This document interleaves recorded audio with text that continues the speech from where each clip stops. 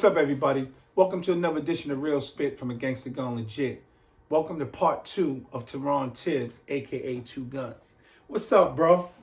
Chill with the a.k.a. Two Guns, man. How you, man? I'm grown. I know, man, but it is what it is. When you were in the life, that's the lifestyle it was, man. So I dubbed him that, y'all. He was never called that, just so y'all know. But anyway, bro, man, thanks for letting me come back, man, and doing part 2 so soon. But the reason I told you when I made that call I wanted to do it quickly was because the inbox was going crazy, man. It was a good interview. And we left some people, without some other answers that and I know that you and I talked and there were some things that we wanted to discuss. So thanks for allowing us to come in your platform, man, and your place of work and stop what you're doing. I appreciate that and getting this interview. So I'm gonna jump right to it, bro. I want to pick up where we left off, Mm-hmm. And so what I want to know is, first question I want to ask you, brother, is when you were in a life and it was an everyday lifestyle, let's just keep it real. It was an everyday lifestyle when you're banging and selling drugs. Did you ever think that you would be here at the age you are today? Did you ever think you would see 40 years old, 45 years old? Did you think you would see over 20? When I was in my 20s, early 20s, I got shot twice. So when I was probably about 22, I got shot in both my legs. And about 18 months later, I got shot in my back and my arm at a club on a Monday night. Because we used to party every night. Every day was a party, right? And so they were, a lot of people would come up to me and be like, yo, man, somebody's trying to kill you or something, man. Every time I turn around, I'm hearing about you got shot again. And so it was definitely a time where it was like, I started thinking, if they don't hit me in the right spot, I ain't gonna die. So fuck it. I was like, you start to think you're invincible. You know what I mean? And I remember one day, we was up in my man's crib, my man Boog's crib. We used to call it the Taron Tibbs, and that's where we used to like go late night and drink, smoke, whatever. And I remember somebody said, "Do you think where do you think you'll be at the age of 25?" Now, mind you, we're all like, we're probably younger than 21 at the time, and the whole room got silent. And that was like, I remember that day, like, vividly. And we all remember it because we talked about it later on in life, and it was just like we just didn't know. So we came up with this slogan. It was called LFN. So LFN was the Norfolk Street King thing, live for now. And that was basically, we going to just enjoy it right now. Because you didn't know when it was going to end. You don't even know when it's going to end, really end. You know what I'm saying? So that's we made that slogan just basically based off of that thinking. You know what I'm saying? Wow. So your mentality at the time was, and I like that, and you live for now, but that's sad, brother. You know why it's sad? Because none of you thought that you was gonna have a future, and no one thought that you was gonna see 25 years old. I didn't think I was gonna see my daughter grow up. Wow. And that's and you start to have a little bit of acceptance for it. Like, this is just what it is. And I could say that I got to a place in life where I didn't accept it anymore. It was like, you know what? This character that I created in the streets, that was like, it just wasn't real, because had I had a chance to be who Taron Tibbs, who I'm supposed to be, definitely wouldn't have been that, because I feel like I'm so much more other things, and I just needed to like get to a place where I was comfortable enough to stick up for who I really am, to stick up and be myself. So when I see people I feel like they're having an identity crisis, and I say, you know what? It sucks that society won't let us be ourselves. We gotta be like the tough guy. We gotta be the gunner, the shooter. We gotta be the hustler. We gotta be all of these things, and it's like, damn, give us a chance. Like, we probably would be like, go really far in life and do some really dope shit. just on the creative side. Like me and you, we started clothing lines years ago. And now everybody's jumping on board. We did that shit years ago. You know what I'm saying? Just like I created this business that I have. We started this shit years ago, and now everybody's like, oh, I could do it too. But at the end of the day, it was the creativity part of us that was always there. We just wasn't tapping into it, you know? Man, you said something that brings an interesting question to mind. You said you were doing things that you thought you had to do. So basically, I've spoke about this before. It's like we all wear this mask. Right. Like, and so you have this mask on, and it tells you that, you got to be a certain way. You got to be this tough guy. You can't take shorts. You gotta live it to the fullest. You're in it, and you're in it to the end, right? And a lot of times, brother, if we would just learn, and tell me if you agree with me on this or not, if we would just learn to take that mask off and be who we really are, and be ourselves, right? Then a lot of us would never even have lived that lifestyle. Do you agree with me? Probably not. But it's our neighborhoods, it's society that says, like, so I remember my daughter's mother, she said to me one day, and I never forget it. It was like some shit you just don't forget. She said to me, you don't even do what you want to do. You do what the streets tell you to do. And I never forgot that shit. Like, it was like one of those pivotal moments where it was like, that's what you think about me? Right. And I could say that from her perspective, She's seen that mask, brother. she probably was right. She probably was right. She basically, so when you get to a place where you feel like you're on puppet strings, you know what I'm saying? You're on probation, they tell you what to do. You go to jail, they tell you what to do. You come to the block tells you what to do. This happens, you do this. This happens, you do this. And so it's like, at what point do you stick up for yourself and say, you know what? That's not even what I really wanted to do. You know what I'm saying? And so you must have had a problem when you was locked up then, because by you saying that everything, you're being told what to do. Think about when you're in jail, you're being told when you can eat, when you can piss, shit, when you sleep. I didn't accept that anymore. Yeah. So when I first went to jail the first time, I accepted it. It was like, yo, it's a part of the game. Yo, let's get it popping. It is what it is. I remember saying that to like some of my friends, because we like all went to jail. A lot of us at the same time were in jail together, and we accepted it. Right. But then you get to a place where you don't accept it anymore. And I was so angry. I was like, yo, what the fuck? Like, how come I can't be me? Right. Why I gotta be that? You know what I mean? Like, it didn't make any sense anymore. So let me ask you, if you could do it all over again, would you? It's funny that, because I had this conversation the other day. It was a lot of fun, P. It was a lot of fun. Like, I'm like, let me just keep it 100. It was a lot of fun. Like I said last episode, it's real spit. You gotta say your spit. We were young, fly. I could do whatever I wanted. I dated all kinds of women that I wanted. I went anywhere I wanted. We could go in the club. You go in the club and it was like you were a celebrity. You know what I mean? We used to call it, we hood politicians. We run the hood. You know what I'm saying? And so you don't think you could have done any of that without killing another brother that looked just like you? I ain't never killed nobody, man. But I'm talking about the streets, bro. No.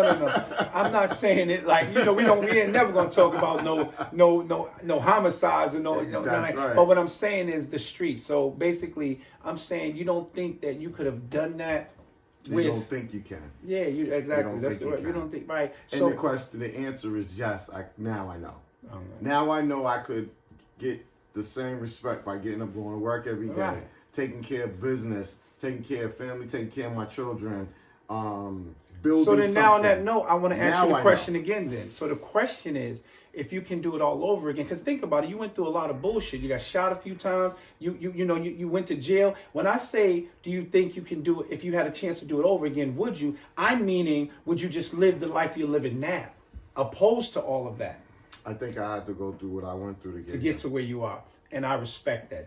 That you know, you can't take, everyone has their own story, and that's your story. Yeah. So that's why you are where you are today. And you know what? I have to say the same thing. So I can agree 100% with what you just said, because I don't think if in my life, I don't think I would be where I'm at today if I didn't go through the things I did. So I understand that.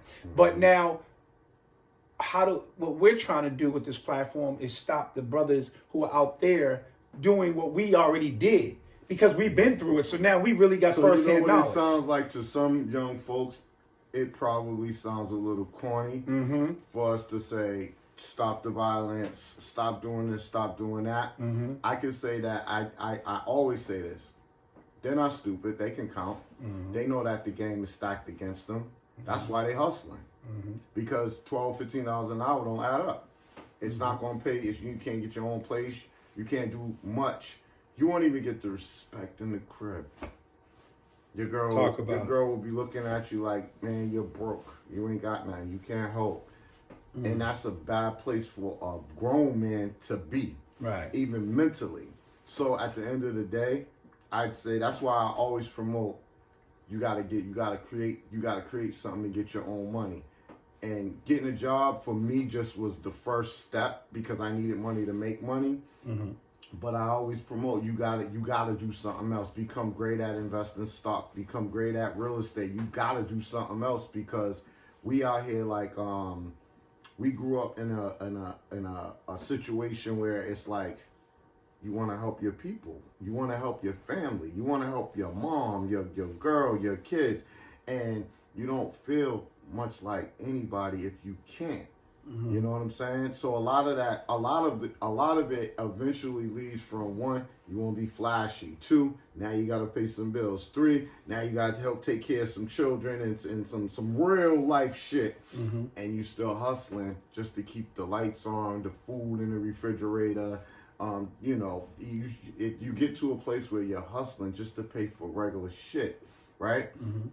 And that's when the game is like, you gotta learn something else, because now you're not even doing. It's not just kids hanging out having fun. Right. We just hustling to go buy, the flyest clothes and go have fun. No, now you're doing it for life, for your living, and that's when it gets to be really hard. And I've seen it play out, and I say, that's a devastating thing. Basically, you're not gonna eat if you don't go out and kill something. Right. Well, let's fast forward it now to today. So today, Taron Tibbs, there is no more 2 guns. That's out there was never a 2 guns. That's out the picture now. So today, Taron is a entrepreneur who is very successful, who started a business on his own. And really made it into something real big, where everybody it's a respectable business. You've gave yourself a comfortable lifestyle now, and you're dealing with a lot of people in the community. Like, I mean, you did some of my first shirts. They helped me to get where I am right now in the t-shirt game, right? And I mean, bro, you are now doing some of the best things that a person can do from the back, with the background you had to now. Like, you're a classic example, man, of what you're wearing on your chest right now, of a Gangsta Gone Legit. And I respect you to the utmost for that, because you show and prove, that you walk the walk. You know what I mean? So on that note, I want to ask you a question that. And it's really going to have you, I want you to think about this before you answer this, right? So it's going to get into what my next question is, but check this out. So I want to know, how would you feel about your daughter dating the son of one of your past ops? Okay. So this is what I would say. At the end of the day, our children don't got nothing to do with what was going on in our lives. My daughter does not carry my burdens and the stuff that I've gone through and stuff that I faced. I am not transferring them to her.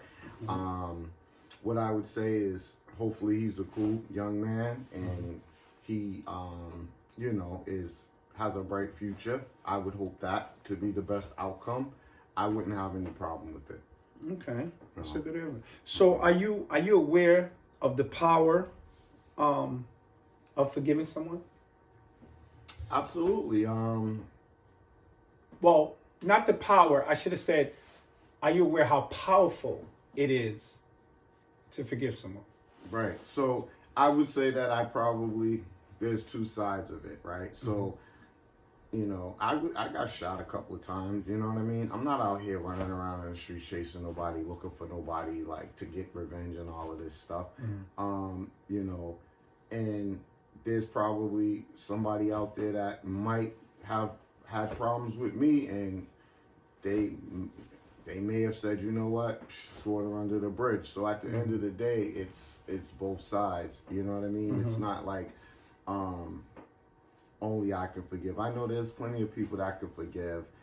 They say forgive and don't forget and all of these cliches. I don't live by cliches because they just don't fit. At the end of the day, I'm gonna keep it real. Like there was a turning point, and I remember this. There was a turning point where I said, you know what? Now, I try to change my life, and I try to clean it up, and try to kind of walk a little bit more righteously. And somebody that had problems with me from back in the day, they don't see it that way, and you know, they take my cap off, right? I thought this through, and I said to myself, I'm just gonna let God deal with it. So at the end of the day, and that's it. So basically, that's it. I'm not gonna carry a gun. I'm not gonna be running around trying to scare people, scare tactics, tough guy stuff, all that. Like, put the mask down. So I don't care about any of that stuff. At the end of the day, I'm gonna walk this way. Okay. And that's it. And I mean, at the end of the day, like, I'm still here, but I could have been gone a long time ago. Maybe God got a plan. So you got to a point where you learned how to forgive and live. Yeah, like your shameless plug. Your shirt. Like your shirt. Shameless plug, right? Yeah, right. Like the but shirt. Like real talk, well, like and you it's you a do process. know, T, it's a process, and so you starts up here, and then there's action, right? And so, like, my reaction to certain things, I might say, leave that alone. Right. You know what I mean? So do you remember when we talked one time in here, I told you that I had the lifestyle teas, and so the forgive and live and all, and the Gangsta Gone Legit, all that stuff is, you know, it's what we go through. It's real. And that's why I love what we're doing so much, man, and embrace it, because it's really what's happening. You know what I mean? Like, you have to learn how to forgive and live, or you can't go forward. It's just, if you stay stuck on the past, how are we going to get anywhere? You know, you're not going to. You're going to end up repeating the same cycles. You can't wait for other people to catch up to where you're at. Or sometimes we don't even know where other people are at. And they might feel the same way we feel, but they peeping how you feel. They trying to scope that shit. And I had so many moments when it just was presented to me where it was like, you know, you run into somebody and they're like, they don't know whether they should speak or not. And then they're like, all right. And then they're like, what up, T? What's going on? Right? And this is somebody that you would have never spoke to. And then it just keeps happening over and over. Different people from different hoods. And it gets to a place where it's like, okay, I always say this, right? Like, I gotta go to work on Monday. I got time to be getting locked up over the weekend, beefing with you, all of this stuff. Like, this isn't a part of my life today. So, you know, I'm not the only one. You got to think that maybe that brother think the same way. No, it makes sense. But who's going to admit it? Who's going to admit it? I don't want to be out here running around, fighting, rolling around on the ground with you, bro. Like, I don't want to. Like, I'm going to see my grandbaby tomorrow. Like, I don't want to do all of that. You know what I'm saying? Right. So listen, I want to talk about the business and where you are right now, before we wrap up, right? So we're in your place. We're in This is TNT Custom. TNT custom printed T-shirts. Let them know a little bit about what it is you're doing right now, because I know you're doing a lot of work with the community. You know, tell them what these, first of all, these machines that they seen when it started. What does this do right here?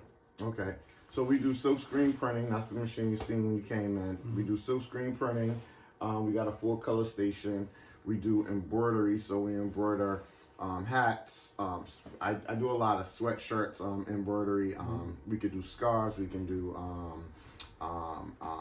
aprons, all kinds of stuff. If I could hoop it, I can embroider it. Over here, we got digital to garment, so we do some digital to garment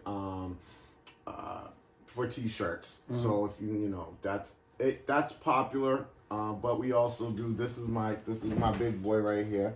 So this is a rolling 60-inch wide format printer behind us, and this does banners, signs, posters, stickers. Stickers are big. Stickers are hot.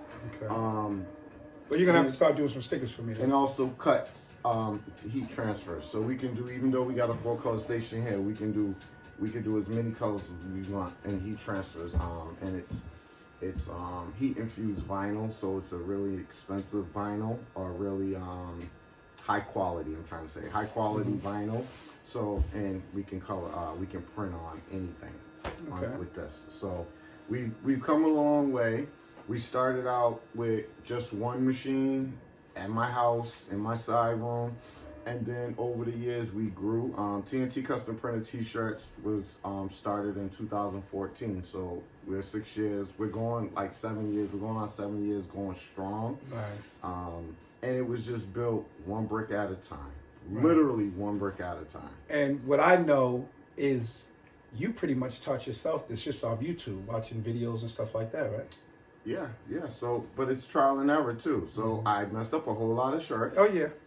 And then I got better at it, especially silk screen printing. You see how clean that is. No, there was a time when I couldn't. You know what I mean? This right here, from the time I first met you, brother, I'm impressed, because this is great work. This is great work. You're doing a lot better. Multicolors isn't easy. Right. And even with like embroidery, I've had that machine for I think 3 years now, and embroidery has come a long way because I learned the machines. You know what I mean? So, you know, you might start out, and I didn't know anything about embroidery, not a goddamn thing. So you start out where you have the idea, and then I have some great mentors that, you know, say, you know, they you know, we have conversations. They're like, okay, take a look at this, take a look at that, and I built this, and I have to say this part. I built this by getting up, going to work every day. Right. I'm glad you mentioned that, because I wanted to talk about this. I didn't sell no drugs to get this. I built it. I get up, go to work every day. I put all my money, all my time into it, especially my time in learning. And, you know, matter of fact, tell us what your day looks like, because don't you work a 9 to 5 and then you come home, you take, if I'm not mistaken, you take a couple hours sleep time, and then you start working at night, right? Here. So it's during COVID, so I'm working at home now, but I teach classes in the daytime. I teach professional development training. So I'm a trainer for Strive Boston Employment Service. I've been at Strive since 2011. Okay. And so I do that during the day. I help people find jobs. I teach them how to get a job, keep a job in corporate America. Good. And I do that in the morning to like 4 or 5 o'clock. Where I do. Now, are these at-risk youth that you work with, or is it all types of? Well, it's 18 and over. Just 18 and over. Okay. 18 and over. So we get a mixed batch of all kinds of folks, but I mean, you know, 18 to 24 is the age range for at risk, and the good thing about it is, even though this is what I'm teaching them, and this is the mission and the goal is to train them how to get a job and to keep the job and to be professional at work, even though that's the mission, it still gives me access. So when I see somebody that is headed down the road that I was on, I'm able to pay closer attention, give them more, you know, communicate with them a little bit more, and just and I'm able to like let them know, like, listen, man, I've been through some of the stuff that you're going through or you about to go through. And I'm going to just tell you, like, you don't have to do that. You can make a different decision, or this is how you navigate that. Because sometimes it's just as simple. Like, when I think about elected officials and people that are in high they're making decisions on the behalf of our youth, and I say to myself, until you've been in those shoes where you can't go from Dorchester to Roxbury, like get on the 23 and just go. Right. Until you've been, and there's reasons why you can't do that. Right. Until you've been in those positions, then you will never understand why our young youth is carrying guns. You'll never understand why they're hustling, selling drugs, because if they get a job downtown Boston, that might be dangerous for them. So they'll stay in their own neighborhood and sell some weed because it's not safe for them to be traveling back and forth. Like, until you understand how that works, you can't begin to make decisions that are going to properly impact that population. You have to have somebody like us to be able to tell you, nah, this is why he's doing that. He's trying to stay alive. That's right. That's right. You know? That's right. And but another thing that you do, I think you did it this past summer, where you had some interns, some younger kids, where you brought them in and taught them how to do the print t-shirt business, right? So we do have a youth program, portion of the Strive Boston program, and the youth portion is they do internships. Okay. And so it's more of an interest. So I had a couple of people that were interested in starting their own clothing line. So I brought them here and I showed them the process and I worked with them. I had a couple of kids I worked with for about 6 weeks. So we gave them 6 weeks, and it was more about a decision. Is this something that you want to do? Right. So they got a 6-month internship, paid internship. Okay. Yeah. All right. So that's good, man. So part 1, we talked about the young Taron in the street life. Now this is part 2. We're talking about the mature Taron, who's now in his 40s, who is giving back to the community that he pretty much took from at one point. That's right. And that's what's applaudable, brother. That right there, man. That's big. And you're passionate at what you're doing now. Like you really paved the way, and you believe in what you're doing, and I like that, man. And so, in closing, man, I would like you to just, again, I did it in part 1, but I think that it's important to stay on it. A message in closing to the young brothers out there. Okay. Well, I would say, do what you want to do. If you want to be an artist, be an artist. If you want to play ball, and be good at it. Whatever it is, be good at it. Be good enough to make a living, right? You don't have to be like feeling like you can't do what you want to do because it may not be cool. It may not be the thing that people accept. I have those moments, just to keep it on it. I have those moments where I say, you know what? This person might think that I've changed so much that I won't knock their head off, right? And I have moments in my head. I'm just keeping it real. I have moments in my head, and then I say, you know what? Don't worry about it. It's a constant battle. Right. It's a constant battle. Listen. Don't worry about it, right? And this is the crazy stuff and I'm just like, that's some real shit. Right. Where I'm having this fight in my head where it's like, and then I say, you know what? I'm not that worried about other people that'll make me have to feel like I gotta prove something. Right. You know what I mean? And that's the good thing, because once you know who you are, then it doesn't matter what someone else thinks of you and think that you are. And a lot of times we get pulled in because we are so worried about what other people think. So I say the message that I have is just don't be so worried about what other people think. They're never going to stop talking. They're never going to stop saying good or bad things about you. Right, just don't be so worried about that. Create a path for yourself and follow that path to your hopes, your dreams. Do what makes you happy. All right. Yeah. But once again, brother, I want to thank you for your time. I want to thank you for this awesome. I got to use the word awesome because we talked about nerd in the last one, so I'm gonna be the nerd today. This awesome interview. Nah, thanks, bro. T, again, I know that this is gonna reach someone. Someone's gonna hear something in this story, and it's gonna be able to touch them, and they'll be able to identify with your messages, man. Yeah. And hey, listen, guys, don't be surprised if you don't see a part 3 because the man has a lot to talk about. But you know, I do got the work time. to do, Pete. Do the time and let him But get back to his work. I appreciate Thank it, you, brother. and what I would say is I love Gangsta Gone Legit's platform. I love what you've done for the brand. I remember when you first started this brand, but you actually have other brands as well. And I just love what you're doing. And so, I mean, if there's anything I could do to support your brand, I got you, bro. Thank you, man. All right. Peace.